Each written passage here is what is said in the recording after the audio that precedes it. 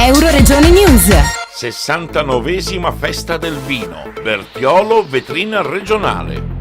Il sindaco Leonora Viscardis con orgoglio ci presenta la più importante rassegna enologica del Friuli Venezia Giulia. Siamo qui all'inaugurazione della 69esima edizione della Festa del Vino Friulano a Bertiolo. Siamo nell'Enoteca, si è appena svolta la cerimonia con l'intervento di tutte le autorità, ma soprattutto la premiazione dei produttori di vino, perché centralità di questa festa è il vino e i produttori. Quest'anno hanno aderito ben 72 cantine, 72 produttori e con oltre 300 campioni di vino esaminati da sommelier e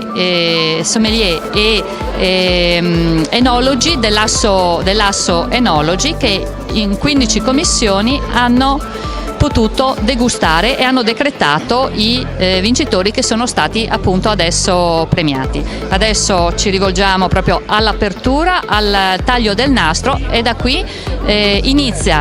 questo momento inizia la festa del vino, che si protrarrà fino al 25 marzo. Un contenitore di tante cose, naturalmente il vino come protagonista, però ci sono i chioschi con i piatti gastronomici, ma c'è tanto altro, un contenitore di cultura, musica, arte. E adesso infatti ci accingiamo ad andare a inaugurare la mostra d'arte, una delle tante che c'è, mostra d'arte che espone opere del maestro Otto D'Angelo e i bastoni del museo di Pietro Pittaro, bastoni da passeggio che tutti richiamano il tema del vino. Dal Medio Friuli per Euroregione News, Marco Mascioni. Euroregione News.